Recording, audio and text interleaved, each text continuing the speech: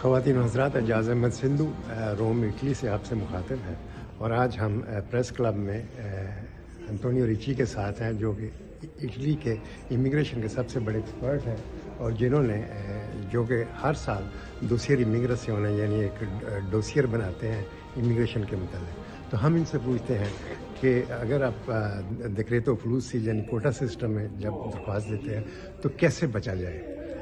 Antonio, volevo sapere da te come comportarsi per decreto flussi, perché molte volte i pakistani vanno fregati. Sì, è un momento importante per la vita di molti lavoratori pakistani.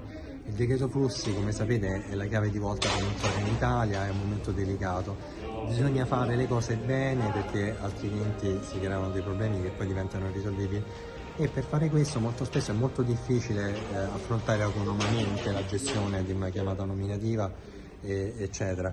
L'approccio più importante è trovare diciamo una collaborazione, una consulenza, non tanto da parte delle agenzie private che poi speculano, chiedono dei costi esorbitanti fuori misura, quanto rivolgersi a quelle strutture che sono ufficialmente state incaricate di sostenere i migranti nella gestione di queste prassi.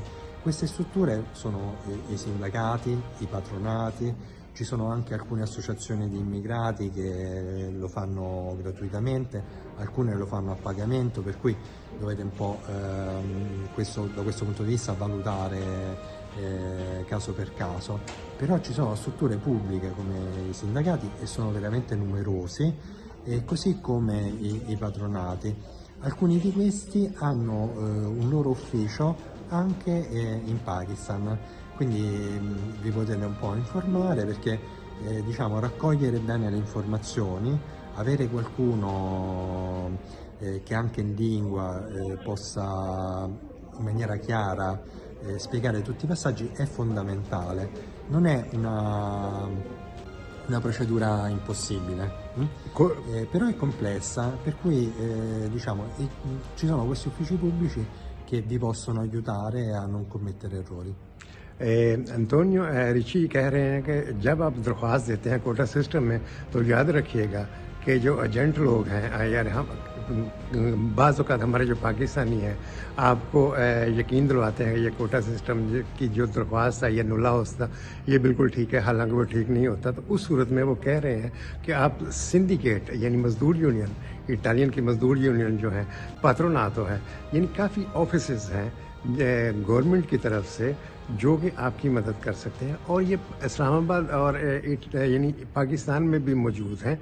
आप यानी चिज़ल का एक सिंडिकेट है, उनका दफ्तर इस्लामाबाद भी मौजूद, यानी उनसे पूछ लें कि ये जो आपका नुला वस्ता यानी NOC आया है ये असल है या नहीं है। शुक्रिया।